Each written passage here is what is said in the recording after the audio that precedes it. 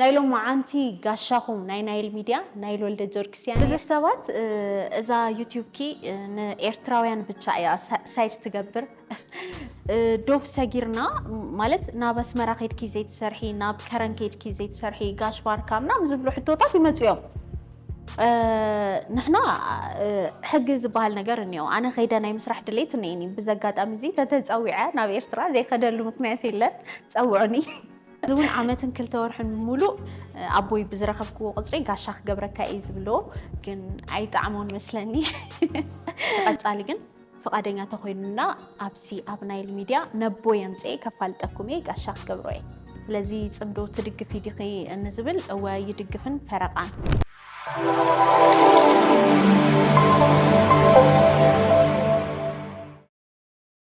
ሰላም ከመይ ኢለኹም ናይ ናይል ሚድያ ቤተሰባት ተኸታተልትና ከመይ ኢለኹም ከመይ ቀኒኹም ሎማዓንቲ ጋሻኹም ንዝሓለፉ ሓደ ዓመትን ክልተ ወርሕን ከባቢ ትፈልጡኒ መደብ ብምድላውን ብምስናድን ትፈልጡኒ ኣነ ናይል ወልደ ጊዮርጊስ ናባኻትኩም ሎማዓንቲ ጋሻ ኮይነ ቀሪበ ዘለኹ ከምቲ ቅድሚ ዝተወሰኑ መዓልትታት እንታይ ክትሓቱኒ ትደልዩ ስለ ሚድያና እውን ስለ ውልቃዊ ስለናተይ ትፈልጥዎ ትደልዩ ነገር ተሃልዩ ሕቶኹም ኣቕምጡ ክምልሰልኩም እየ ኢለ ነይረ ንዓኻትኩም ንቤተሰበይ ንተኸታተልተይ ብዘለኒ ክብሪ ስለዚ ሎማዓንቲ እቶም ዘለዓልኩምለይ ሕቶ ክምልሰልኩም ኣብዚ ተረኺበ ኣለኹ ምሳናኹኑ ሰብስክራይብ ምግባር ከይትረስዑ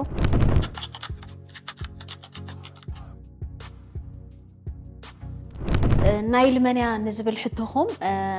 ኣነ ናይል ይበሃል ብዙሕ ግዜ ኣብ ሓደ ፕሮግራማት እውን ሽምኪ መን ይበሃል ስለ ትብሉኒ ኣነ ናይል ይበሃል እቲ ሚድያ ናይል ሚድያ እዩ ዝብል ናይል ዝብል ናይ ባዕለይ ሽም ስለ ዝተጠቀምኩ ማለት እዩ ስለዚ ኣነ ናይል ወልደ ጊዮርጊስ ይበሃል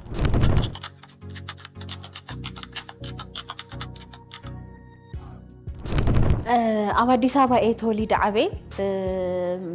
ወለደይ ኣቦይን ኣደይን ተጋደልቲ እዮም ኣቦይ ወታደር እዩ ነይሩ ንነዊሕ ግዜ ኣብ መከላከያ ሰራዊት ይሰርሕ ነይሩ ኣተዓባበይ ፅቡቅ እዩ ነይሩ ቤተሰበይ ናይ መጀመርያ በኽሪ ቆልዓ እየ ሓንቲ ምን ኣስሓብተይ ብቻ ናያትኒ ንገዛና ክልተ ኢና ኣተዓባብያና ብጣዕሚ ደስ ልብል ቤተሰብና ንደቆም ትኩረት ዝገብሩ ቤተሰባት እዮም ነይሮም ንትምህርቲ ኣብ ትምህርትና ኣተኲርና ክንዓቢ ዝገበሩ ቤተሰባት ናብ ቤተ ክርስቲያን ሂወት እውን ክንቀርብ ገይሮም ብዲሲፕሊን ዘዕበዩና ቤተሰባት እዮም ኣብ ኣዲስ ኣበባ ልደታ ተባሂሉ ኣብ ዝርከብ ሰፈር እየ ዓበየ ሶሻል ላይፍ እውን ብጣዕሚ ደስ ይብል ነይሩ ኣዲስ ኣበባ ተወሊደ ኣዲስ ኣበባ ዓበየ ማለት እዩ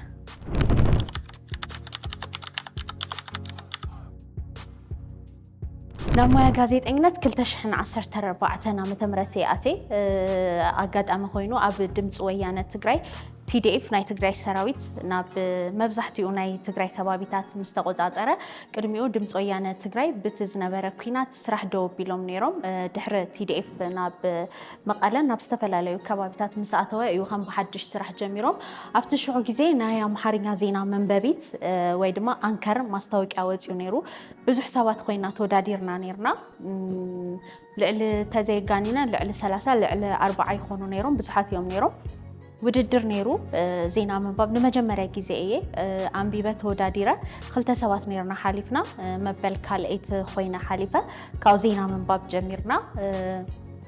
መጀመርያ ኣብ ሬድዮ ነይረ ዝሰርሕ ኣብ ሬድዮ ዜና ነንብብ ነይርና ቀትርን ምሸት ክኸውን ከሎ ካብኡ ናብ ቴሌቪዥን ዓቢና ኣብ ድምፂ ወያነ ትግራይ ኣብኡ ከለና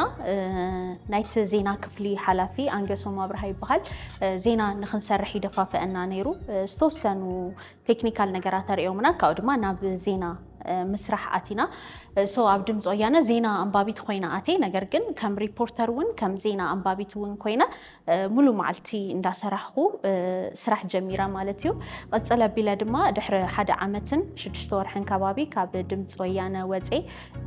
ኣብ TBS ትግራይ ብሮድካስቲንግ ሰርቪስ ዝበሃል ና ቴሌቪዥን ጣብያ ኣተየ TBS ፈላማይ ናይ ኣብ ትግራይ ዝርከብ ናይ ውልቀና ቴሌቪዥን ጣብያ እዩ ነይሩ ኣጋጣሚ ኮይኑ ኣነ ናይ መጀመርያ ጋዜጠኛ እየ ነይረ ናይ መደብ ተሃድሶ መዳለዊት የነራ ሓሓሊፉን ሓደ ናይ ፖለቲካ ፕሮግራማት ይሰርሕ ነራ ብጣዕሚ ደስ ልብል ጻንሒት ነይሩኒ ጽቡቕ ግዜ ውን ነይሩኒ ኣብቲ ቤት ዘሕለፍክዎ ግዜ ጽቡቕ ነይሩ ነቲ ሕዚ ዝሰርሖ ዘለኹ ስራሕ ውን በርህ ዝኸፈተለይ ኣብኡ ዘሕለፍክዎ ግዜ እዩ ሶ ናብ ጋዜጠኝነት ዝኣተኹ 2014 ዓ.ም ብዜና ምንባብ ጀሚረ እዮ ማለት እዩ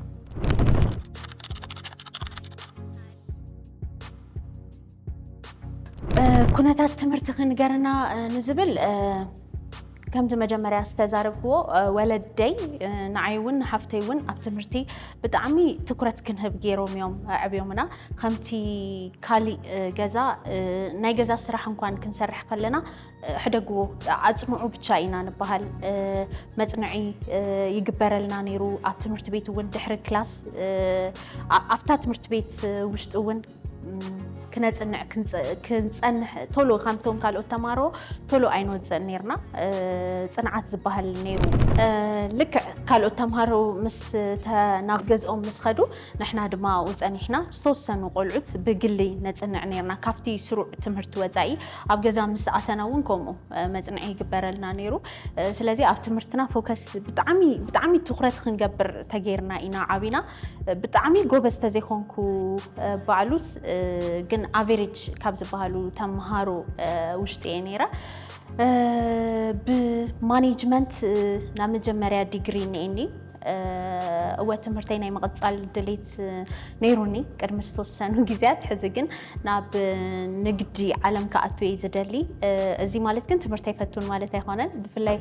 በቲ ሕዚ ሒዘዮ ዘለኹ ሞያ ክዓቢ ይደሊ እየ በቲ ሕዚ ዝጀመርክዋ ዩቲዩብ ዕብይ ኣቢለ ናብ ቴሌቪዥን ወይ ናብ ካልኦት ነገራት ቀይረ ከስፋሓ ይደሊ እየና ክሳብ ሕዚ ብዘለኒ ፕሮግራም ትምህርቲ ናይ መቐጻል ዘይኮነስ ናብ ንግዲ ብደንቢ ገይረ ናይ ምእታው ድሌት እዩ ዘለኒ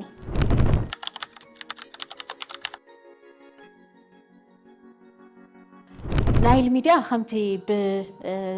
ሽመይ ከም ዝነገርኩኹም ናይል ወልደ ጆርግስ ይባሃል ስለዚ ናይል ሚድያ ናይል እዩ ማለት እዩ ብርግጽ ብጣዕሚ ብዙሕ ሰባት እንየው ብድሕረይ ኮይኖም ዝሕግዙኒ እታ ሚድያ ግን ኣነ እየ ዝሰርሓ ዕላማ ናይል ሚድያ መጀመርያ እውን ክንጅምሮ ከለና ኣብ ናይል ሚድያ መጀመርያ ዝነበሩ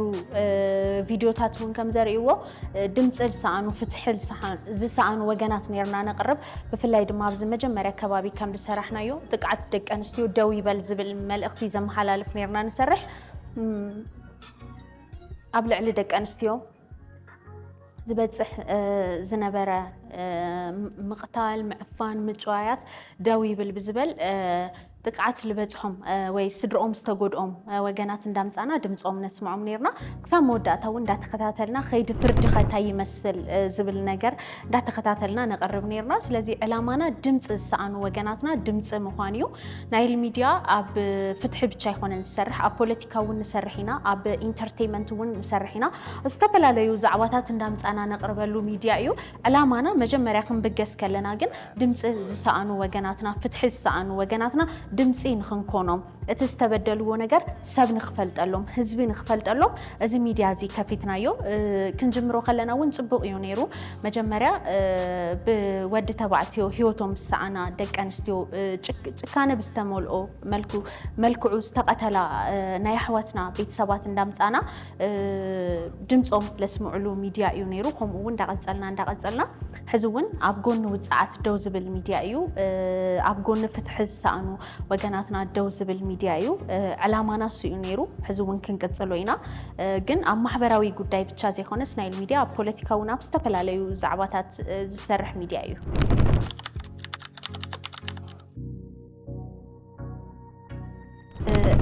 ቅድሚ ጋዜጠኛ ምዃነይ ኣብ ክልተ ስራሕቲ ይሰርሕ ነይረ ዝና መጀመርያ ኮንስትራክሽን እዩ መጀመርያ ኣብ ኮንስትራክሽን ገና ተመሪቐ ክወፅእ ከለኹ ካብ ዩኒቨርሲቲ ኣብ ሓደ ናይ ኮንስትራክሽን ድርጅት ተቆፂረ ይሰርሕ ነይረ ካብኡ ከለኹ ሓደ ሰብ ኮንትራት ስራሕቲ እንዳሓስኩ ምስራሕ ጀሚረ ነይረ ጽቡቕ እዩ ነይሩ ብጀማሪት ኮንትራክተር ናይ ምዃን ዕድል ነይሩኒ ካብኡ ግን እቲ ስራሕ ኣይቀጸልኩሉን ብሓደ ሓደ ምክንያታት ደው ኣቢለ ካብኡ ድማ ተመሊሰ ንእሽተይ ንግዲ ነገር ጀሚረ ነይረ እሱ እውን ናይ ሬስቶራንት ቅድሚ ኩናት ኣብ ትግራይ ምጅማሩ ማለት እዩ ያው ነጋዲት ክኾን ነይረ ጎበዝ ናይ ንግዲ ሰብ ግን ኣይኮንኩን ብፍላይ ኣብዚ ሬስቶራንት ጀሚረሉ ኣብ ዝነበረ ኩሉ ሰዓት ኣብ ቄራ ከባቢ እዩ ነይሩና ዳርጋ ናይቲ ሰፈር ሰብ ብምሉኡ እንዳፀዋዕኩ ይጋብዝ ነይረ ንዑ ብልዑ ንዑ ስተዩና ምሸት ሒሳብ ክስራሕ ከሎ ምንም ነገር የለን ኩሉ ብግብዣ እዩ ተወዲኡ ነይሩና ናይ ንግዲ ሰብ ኣይኮንኩን ቅርሺ ኣታሕዛ ብዙሕ ኣይክእልን ነይረ ምናልባት ሕዚ ለቢመ ተጀሚረ እንድዕምበር ኣብቲ ሽዑ ግዜ ፅቡቕ ጎበዝ ናይ ንግዲ ሰብ ኣይነበርኩን ሶ ጋዜጠኛ ተዘይኸውን ነይረ ይደልዮ ነይረ ጋዜጠኛ ናይ ምዃን ድሌት ነይሩኒ እዩ ነይሩ ዋላ ናይ ንግዲ ስራሕቲ እንዳሰራሕኩ ኣብ ሓደ ሓደ ሚድያታት ይሙክር ነይረ አንከር ይወዳደር ነይረ ድሌታተይስ ሒዘ ፀጥ ኣይበልኩን ነይረ ብትምህርቲ እውን ከዕብዮ ይሙክር እየ ነይረ ብዙሕ ኣይደፋእኹሉን እምበር ብጆርናሊዝም ይሙክር እየ ነይረ ምክንያቱም ጋዜጠኝነት ፓሽን እዩ እቲ ድሌት ኣብ ውሽጠይ ኣሎ ሕዚ ያው ትዝደልዮ ስራሕ እየ ዝሰርሕ ዘለኹ ሕዚ ብዝሰርሖ ስራሕ ብጣዕሚ ሕጉስቲ እየ ፈትዮ ደልዮ እየ ዝሰርሕ ዘለኹና ጋዜጠኛ ከም ገለ ኢለ ክኸውን ነይረ ዝዕድል ተዘይረክብ ከም ገለ ኢለ ክመፅእ ነይረ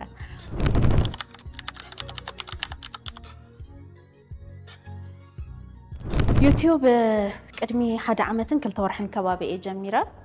ኣብ ዝተፈላለዩና ቴሌቪዥን ጣብያታት ክሰርሕ ከለኹ ዝርእዩኒ ኣዕረኽተይ ንምንታይ ኢኺ ናይ ባዕልኺ ስራሕ ዘይትጅምሪ ይብሉኒ ነይሮም ብዙሕ ሰብ ይብለኒ ነይሩ ካብ ቤተሰብ እውን ጀሚሩ ካብ ኣዕረኽቲ እውን ጀሚሩ ፈተውተይ ብጣዕሚ ብዙሕ ሰባት ከምኡ ይብሉኒ ነይሮም ግን ደፊረ ምጅማር ግን ኣይከኣልኩን ነይረ ይፈርሕ ነይረ ምክንያቱም ተቆፂርና ክንሰርሕ ከለናስ እቲ ወፂና ንሰርሖ ነገር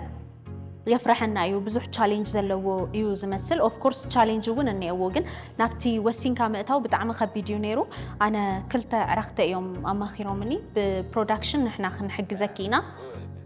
سلازي واتي خينا يبقى على خي جمري زبل حسابة قريبة ملي سلازي دافيرة وسينا يوتيوب جميرة أقعد أما خينو أودينسون تسبقيو تقبلوني بناي مجمرة سرحت إيو يوتيوب مخفال جميروننا أدلني أيه الناس تبغيو نيرو يوتيوب بمجمرة تتقيم أيه حق زربا تبغيو كاب تقود إيراني رقد محزل السرح حزقن نايب عليك سرح خلخو كاب مقطار زحشة أتاويني هو سلازي يوتيوب زحشة إيو تبغيو داسيلوني السرحو زلخو كاب تأتاوي بالعلي دما تسرح أنا فتيو سلال سرحو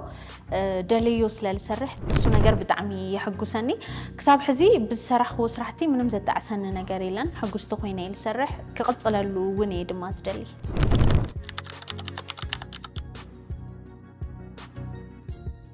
أبيوتي عبي دقاف زجبر اللي كابسب وتأي خناجر زدلي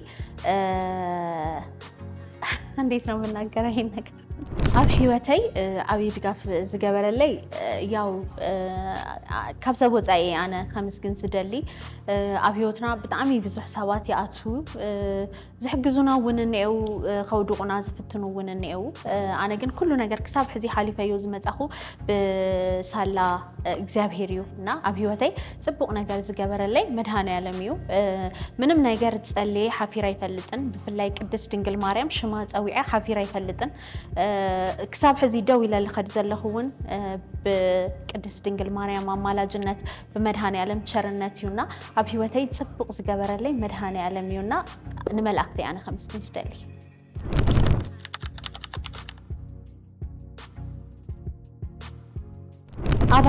نايمانم أبال بوليتيكا بارتي أخونكم بفلوي دمان نمانم زدقفو ودبوون يلن بفلاي بتقرأ يلن أدم حزي أب إهاديك أب سلطانة في زنبرلو جزي بزوحنا بوليتيكا أفلت أنقان أي نبرنن مست أدم زي مفصل منامن جن زحشة إهاديك يدق فنيرة دقافيت إهاديك نيرة أبال جن أي نبركون أتشعو جزيون حزون نايمانم بوليتيكا أبالوون يخونكم دقافيتوون يخونكم كم حنجة تقراويتي جن أب حدا سرحتي أب بوليتيكا يندفي نمانم دقيفة يخونن نمانم كدقفوون أيدلن كم حنت جازيت أنيا نجارات نتأخوين خرئي يفتني يساق على الفيديو تساق على الفيديو أي تساق علين تختاتلتيهم ክትፈርዱ ትኽእሉ ናይ ማንም ናይ ፖለቲካ ኣባል ኣይኮንኩን ንቐጻሊ እውን ኣይኸውንን እየ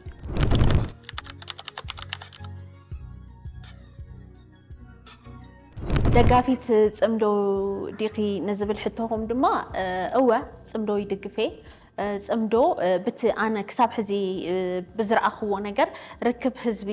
ንህዝቢ እዩ ስለዚ ርክብ ህዝቢ ትግራይን ርክብ ህዝቢ ኤርትራን እወ ይድግፌ እንደውም ጸኒሑ ዝርክብ እዚ ብጣዕሚ ዶንግዩ ንልዕሊ 30 ዓመታት ሓደ ዝነበርና ህዝብታት ተፈላሊና ኣብ ብዙሕ ደስ ለይብሉ ነገራት ኣብ ብዙሕ ምጉድዳኣት ኣብ ብዙሕ ምቁስሳላት በፂሕና ነርና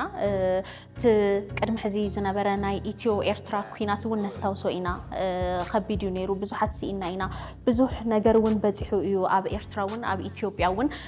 ድሕሪ ዝተወሰኑ ድሕሪ 20 ገለን ዓመታት ድማ ኣብ ትግራይ እውን ተደጊሙ እዩ እዚ ክኾን ዘይነበሮ እዩ ብሓደ ዝተቃለሱ ህዝብታት እዮም ህዝቢ ትግራይን ህዝቢ ኤርትራን ንነፃነቶም ኢሎም ኣብ ሓደ ጉድጓድ ዝተቀበሩ ተጋደልቲ እዮም ነይሮም ንሓደ ዕላማ ዝተቃለሱ ተጋደልቲ እዮም ነይሮም ኤርትራ ሃገር ንኽትኸውን ተጋደልቲ ትግራይ ዋጋ ከፊሎም እዮም ትግራይ እውን ነቲ ዕላማኣ ምስ ተጋደልቲ ኤርትራውያን ሽዑ ግዜ ዝነበሩ ኮይኖም ብዙሕ ዋጋ ከፊሎም እዮም እና እቲ ኩሉ ነገር ተረሲዑ ኣብ ብሕማቕ ፖለቲካ ኣካይዳ ኣብ ሕማቕ ኣቲና ነርና ስለዚ ሕዚ ድማ ቅዱስ ዝኾነ ሓሳብ መፂኡ ነዮ ህዝቢ ንህዝቢ ርክብ ይጀመር ዝብል ብፖለቲካ ዓይነ ርእዮ ዘይኮነስ እቲ ክልቲኡ ህዝቢ በቃ ድሕሪ ሕዚ ይኣኽሎ ዝብል እምነት እኒአኒ ከም ቀደም ከምቲ ናይ ቀደም ኣቦታትና ዝነበርዎ ሰላም ክፍጠር ብፍላይ ድማ ኣብቲ ዶባት ዝነበረ ርክብ ናብ ንቡሩ ክምለስ ይደሊ እየ ብቻ ዘይኮነስ ሰላም ዘምፅእ ስራሕቲ ኣብ ጽምዶ ክሰርሕ እየ ስለዚ ጽምዶ ትድግፊ ዲኺ እንዝብል እወ ይድግፍን ፈረቓን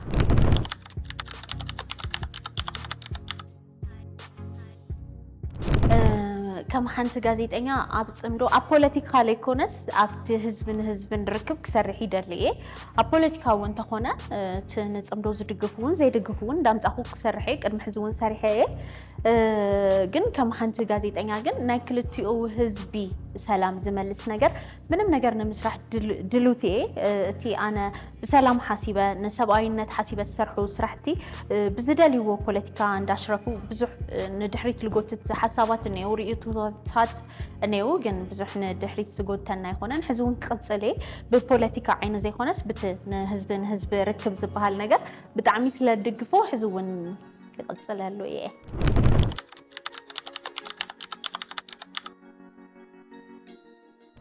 ብዙሕ ሰባት እዛ ዩቲዩብ ኪ ንኤርትራውያን ብቻ እያ ሳይድ ትገብር እና ኤርትራዊት ዲኺ ዝብሉን እኔው ናብ ኤርትራ ኸይድኪ ትፈልጥውን ዝብሉን እኔው ስለዚ ንሕቶታትኩም መልስ ንምሃብ ኣነ ኢትዮጵያዊት ትግራዊት እየ ኤርትራዊት ኣይኮንኩን ግን ኤርትራውያን ብዝተፈላለዩ ኣጋጣሚ ክዓቢ ከለኹ እውን ጎረባብተይ ነይሮም يفتوهم يا حق زربا نإستراويان كبرني إني فقرني إني قدم تولي داب زعبه كله خبابي لدت هذا بحال كبابي حنت جورا بيتنا نيرا عقوبات بحال عقوبة إستراويتيا ياوجن دق أتولي دوم زعبه يوجن أب إثيوبيا أب أديس أبا نيرو مالتيونا مس دق أون عرقتي نيرو أبتمس هسالي عدمينا نيرنا عقوبة كله نايسة فرسب زفتوا سبيا نيرا زا إيرتراويت عقوبة نيرات بحالنا كل سب خيدو جزء زي بلع جزء زي ستي يلا نابرأ بتعم هافتام تبهال عينا برتن ندوم جنا قول خلو دقة بعل جزء بموت تفليوا دقة بينا تعرقر لا تعبي إنه يعني عقوبة جن جزء خيرنا جن كل جزء بقى عود أمت ينيرو نعو بالعون عستي ينيرونا عند عقوبة جزء بتعمي بزح إيرتراوياني متونيرهم كاب إيرترا متيو ناب دقة سجرو زدليو عند عقوبة جزء نيرهم زعرفونا دقة نيرهم ما راهو أنا سمهر زبهالونا تي عرفتي أنا دما خاب جزء مسلالي وجه عرفتي سلزنا برو بزح إيرتراويان أبت جزء سوي فالت نيرنا ياو كعبي خلكم مبزحتي عرفتي إيرتراويان يوم نيرهم ما بدي سابا خمس زنجركم حنت ريستورانت ونيراتني أو مبزحتي عرفتي وين دامت وزتكمو إيرتراويان يوم نيرهم أبكيرا خبابي بزقات أبزي هذا البرنامج تريو تخينكم سلام إننا ብዙሕ ይፈልጦም ነይረ ብዙሕ ኣፍልጦ ነይሩንና ባህርያቶም ብጣዕሚ ደስ ልብል እዩ ነይሩ እቲ ፖለቲካ ካልእ ነገር እዩ እቲ ፖለቲካ እንትን ዝበለ ነገር ካልእ ነገር እዩ ግን ከም ሰብ ግን ባህርያቶም ብጣዕሚ ጽቡቕ ብጣዕሚ ጥዑማት ብጣዕሚ ሓዘንቲ ናይል ሚድያ ክንጅምር ከለና እውን ብዙሕ ሰባት ጸጊምዎም ፍትሒ ስኢኖም ይመጹ እዮም ናብዚ ናብ ናይል ሚድያና ቀዳማይ ሓገዝቶም ኤርትራውያን ኣሕዋትና እዮም ብዘጋጣሚ እዚ ብጣዕሚ የቐኒለይ ክብል ይደሊ ኤርትራውያን እውን ተጋሩ እውን እዮም ነዚ ሚድያ እዚ ንኽዓቢ ዝኽኣልዎ ይገብሩ ዘለውና ብፍሉይ ግን ናይዞም ኤርትራውያን ተደጋጋሚ ሕቶ ስለዝቐርበለ እዩ ንኸምዚ ለመሊሰና ክብሪ ስለዘለኒ ስለልፈቶም እቲ ሰላም ድማ ክቕፅል ስለልደሊ ናይ ባዕለይ ኣበርክቶ ክገብር ኢለ እየ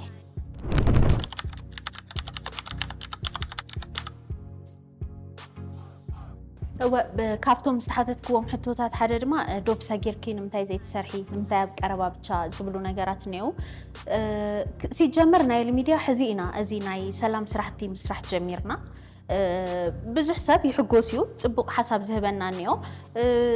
ከምቲ ዓንቶይ ዝበልክዎ ብናይ ባዕሎም ናይ ፖለቲካ ጥቕሚ ሪኦም ድማ ንድሕሪት ዝጎቱና እውን እኒኦ እዮና ግን ያው ሕጊ ዝበሃል ነገር እኒኦ ከይደ ፕሮግራም ንምስራሕ መንግስቲ ትግራይ فقدلي نيو منجستي إرتراون كفقدلي كخل نيو إمبر ناي سلام منم نجار نمسرح دلوتي إرتراويان ميدياتات أنا بتشازي خونكوس نايل ميديا بتشازي خونس إرتراويان ميدياتات ون بتجرين دامز أكثر ونحنا ون داسر خيرنا نتسلام زك قرار بنجار تنسرح أنا صبوق حسابي ونيني يقبلوا إيه كسرحون دليتنين يوحق زروا جن كمت قليل يخونن دوب سجيرنا خيرنا سرحنا ممسا قليل نجار يخونن وكناتهم كلتا هجرات يوم إرترانا إثيوبيا مالتيو سلازي أما أخل زخونة نجار النيو سلازي تتفقدوا لجن بدن بجيرة خيدا أبس مرة خوني خليو أبكال أوتنا إرترا كتماتات كيدا نتهز بيزك قرار بنجارات دسل بالنجارات نايم مسرح دليتنين نيو ስለዚህ ጻውዒት ዝገብረለይ ኣካል ተሃልዩ ዘይንፈደሉ ምንም ምክንያት የለን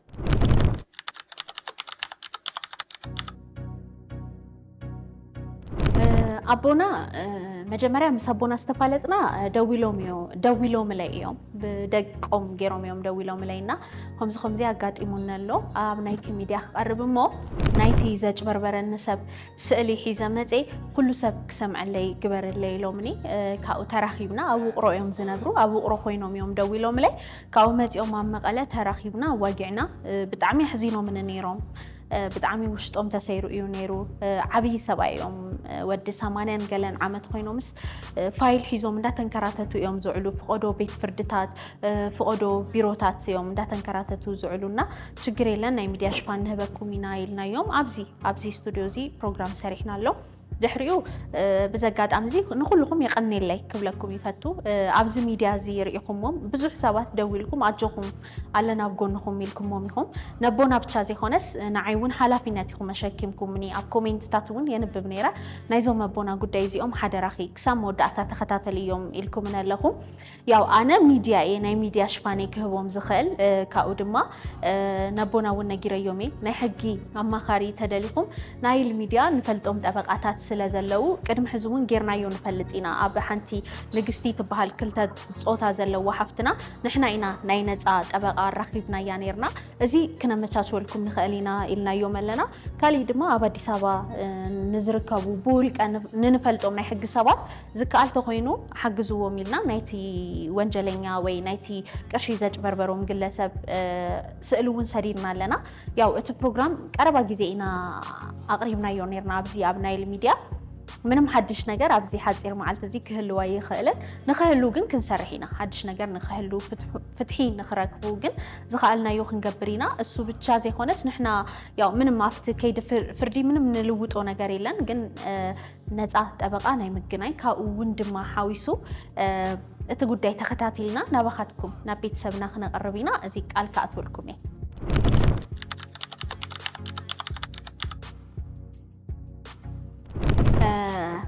ቅድሚ ሕዚ እውን ሓንቲ ዝተበደለት ሓፍትና ወመፅያ ነይራ ንግስቲ ትበሃል ብተፈጥሮኣ ክልተ ጾታ ነይሩዋ እዩ ንግስቲ ማለት بتفترو ون استبدلت بتمحبر سبون استبدلت حفتنا يانيرا سو ازي هنا تاتازي ناب حدا يوتيوبر نفسي سيورس أقريباتو نيرا قد محزي أقريباتو ون قريبا ون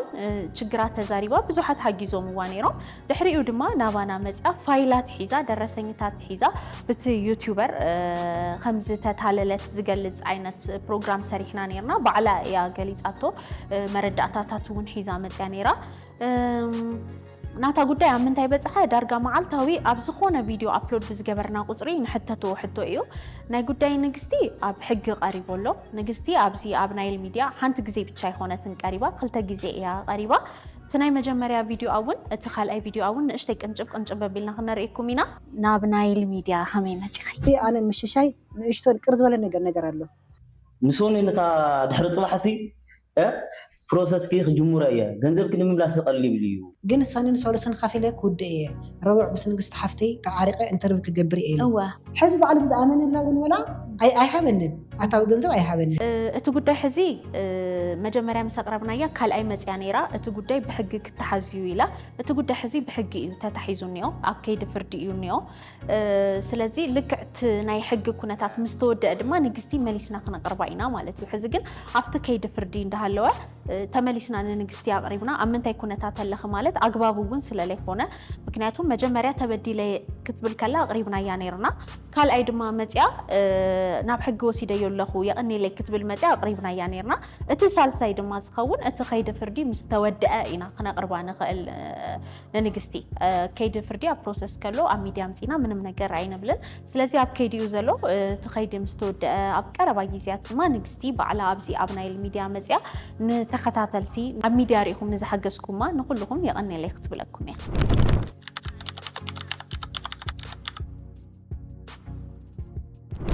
هو قداي مسارات حدش أب قربا جيزي حيزنا يوم نمت حدش حبريتاتات نيو تخيد فردي عمن تايلو زبلون مستي حق حيزو زلو أكل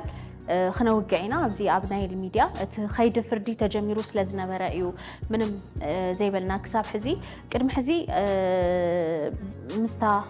ناي حويت راح مكايديت زنبرنا نجر والقوي نجر نخمسل ناي بوليتيكات حستو خمزلو نخمسل تغيرو تسريحو يو حدا بروباغانداتات نيرو ግን ከምቲ መጀመርያ ዝገለጽክዎ ናይ ሚድያ ፍትሕን ንሳኣን ወገናትና ፍትሕን ጠይቀሉ ሚድያ እዩ ስለዚ ከምቶም ናይ ንግስቲ ከምቶም ኣቦይ ገሪ ልዕሊ 3 ሚልዮን 3.6 ሚልዮን ቅርሺ ዝተጭበርበሩ ኣቦና ኣብ ልዕሊ መሰረት ሓድሽ እውን ዝተፈላለያ ደቂ ኣንስትዮ እንዳመጣ نعنا أبيتوتا ويترعني قربانيرنا بقو مسارات دما نحنا أنا investigate جيرا نبوليس ريبورت جيرا إيه أتوم زلوني مرد أتاتات كلهم أبستفل عليو ميدياتاتون أو تأيومي نزقو دايزي والقاوي نخمسل ويناي بوليتيكات حستو هم زلو تجيرو تساريحو نيروس لذي أنا أبو علي ميديا خبزوت أو مكناتهم ناي والقا يمثل زمثل تحستو سلازلو أبقالوت ميدياتات قريبا جن تزلني مرد أتاتات ناي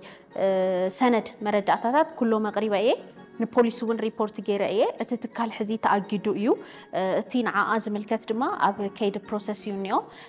اب قربا غيزي ون سرحلو بروجرام اني هذا دوكيمنتات كن ابزي كوف قبللكم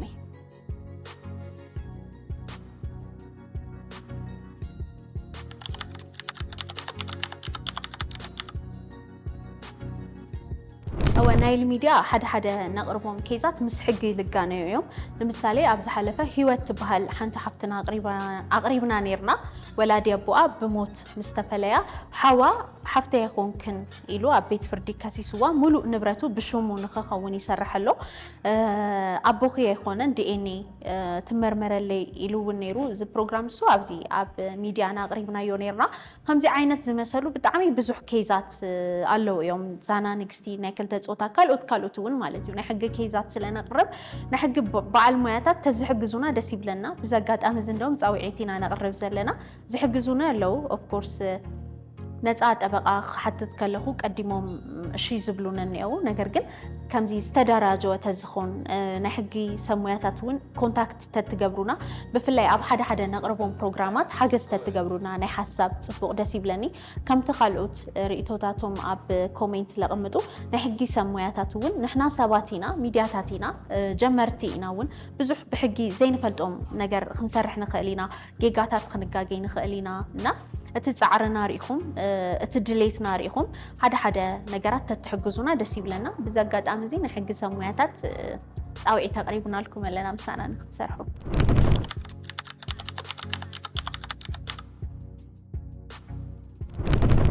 ኩነታት ተፈናቀልቲ ኣብ ምንታይ ይርከቡ ፕሮግራም ስርሕልና እወ ቅድሚ ሕዚ ድኽመትና ናይ ናይል ሚድያ እዚ እዩ ነይሩ ስለ ተፈናቀልቲ ብዙሕ ፕሮግራም ክንሰርሕ ንሓስብ እሞ ሎሚ ጽባሕ እንዳበልና ግን ኣያቅረብናዮም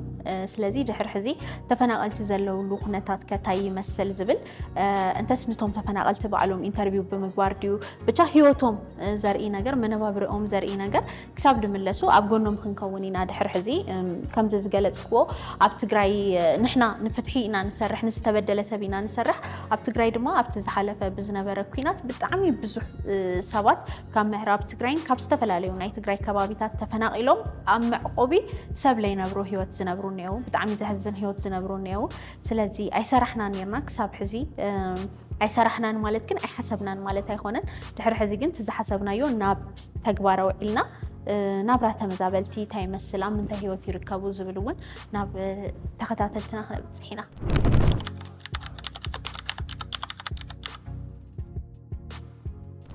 ናይል ሚድያ መጀመርያ ክጅምር ከለኹ ነቦይ ጋሻ ገይረ ክጅምር ነይራ ሓሲበ እና እሱ ሕዚ ብቻ ዘይኾነስ መጀመርያ ብቻ ዘይኾነስ ሕዚ እውን ዓመትን 2 ወርሕን ሙሉእ ኣቦይ ብዝረኸብክዎ ቁፅሪ ጋሻ ክገብረካ እዩ ዝብልዎ ግን ኣይጣዕሞን መስለኒ ሚድያ ክጸንሕ እዩ ዝብለኒ ስለዚ ግን ኣብ ካሊእ ሚድያ ግን ርእዮ ነይረ ኣነ ዋላ ጀሚረ ንዓይ ጥዕመንን ኢሉ ኣብ ካሊእ ሚድያ ረኺበዮ ይፈልጥ ፍቃደኛ ተኮይኑ ምስ ትሕዚ ዘላቶ ኩነታት ሕዚ ዘይክመቸዎም ይኽእል እዩ ንቐጻሊ ግን ፍቃደኛ ተኮይኑና ኣብሲ ኣብ ናይል ሚድያ ነቦ የምፅእ ከፋልጠኩም እየ ጋሻ ክገብሮ እየ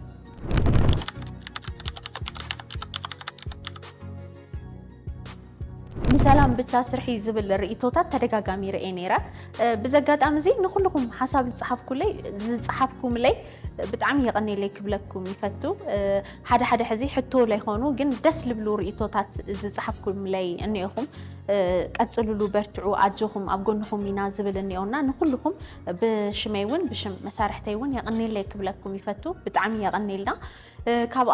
ካብቶም ዝተልዓሉ ሓሳባት ሓደ ንሰላም ብቻ ስርሒ ዝብል እዩ ክሳብ ሕዚ ኣነ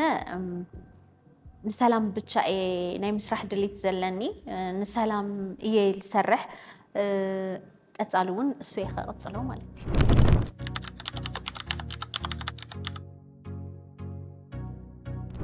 ሓድሽ ታሪክ ኣመዝግቢ ደፋርኩኒ ኣይትሰከፊ ዝብል ርእቶ ብጣዕሚ ዝፈተኽዋ ርእቶ እያ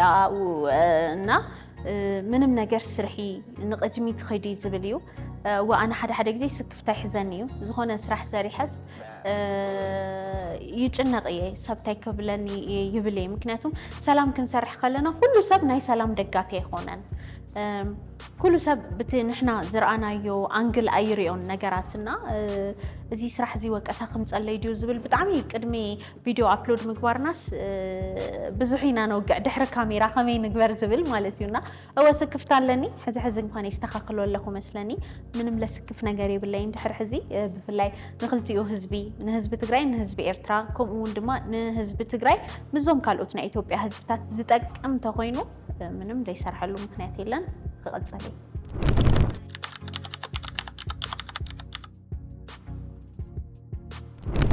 ካፍቶም ዝተጻሓፉ ብጣዕሚ ዘስሓቐኒ ኮሜንት ንኣብይ ኣሕመድ ጋሻ ግበርዮሞ ንትግራይ ንምንታይ ኢኻ ትብድላ ኢልክ ሕተት እዮ ዝብል ርአ ነይረ ኣስሒኦን እዩ ንእሽተይ ፈገግ ኣሰኝቶኛል ይብሎ ኣምሓሩ ያው ናይ ኩላትና ሕቶ እዩ ግን ከመይ ጌርና ኢና ሞ ጠቅላይ ሚኒስትር ከድና ከምዚ ዓይነት ሕቶ ክንሓቶ እምበር እቲ ሓሳብ እቲ ሕቶ ኣብ ርእሰይ እኒኦ እዩ ዕድል ዝረኸበ ጋዜጠኛ ክጥይቆ እዩ ኢለ ተስፋ ይገብር ጠቅላይ ሚኒስተር ክሳብ ሕዚ ብትግርኛ ተጠይቆ እዩ ክልተ ሰለስተ ኢንተርቪው ርኢሉ ኣለኹ ኣነ እውን ተዘይተጋጌ ንምንታይ ንትግራይ ትብድላ ዝብል ሓታቲ ግን ኣይረኣኹን ስለዚ ዕድል ዝገበርና ጋዜጠኛታት ንዕኡ ንምሕታት ዕድል ተጊርና ያው እዚ ኣብ ርእስና ነእትዎ ተዘይፈሪሕና ማለት እዩ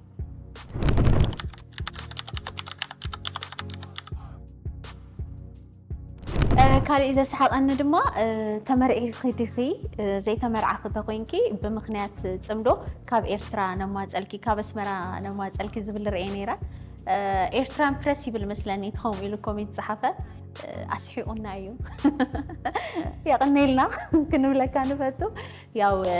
እዚ ይመስል ሕቶታትኩም ዝተኻእለኒ መጠን ሕፅር ኣቢለ ክምልሰልኩም ወኪረ ኣለኹ ንዝሓተትኩምኒ ሕቶ ወይ ኣብ ሓሳብ መውሃቢ ዘቐመጥኩም ላይ ሕቶታት ብዝተወሰነ መልክዑ መሊሰ እየ ኢለ ተስፋ ይገብር እዚ ፕሮግራም እዚ ዘዳለናዮ ንዓኻትኩም ተኸታተልትና እውን የቕኒልና ንምባል ብፍላይ መብዛሕትኩም ትከታተሉና ብደንቢ ኢኹም ሓሳብ ርእቶ ትህቡናና ብጣዕሚ የቕኒልና ንምባል ምሳኹም እውን ድማ ዝበለፀ ንምፍላጥ እዩ ብጣዕሚ የቕኒለይ ነዚ ቻናል እዚ ትሪኡ ዘለኹም ኤርትራውያን እውን ተጋሩ እውን ኣሕዋተይ ብዘጋጣሚ እዚ يغني كلكم يفتوي عامتن كلتا ورحن غيرنا لنا كساب حزي 83 شح سنتنا كساب حزي 83 شح سبسكرايبرز وي بيت سوات حيزنا لنا يغني لنا نعخدكم كاو حزر ما بز حصره معلتات 100 شح اتوني سبسكرايب زي جبركم تريونا زلكم سبسكرايب بمغوار بيت سبنا هونو حساب ريتكم هابونا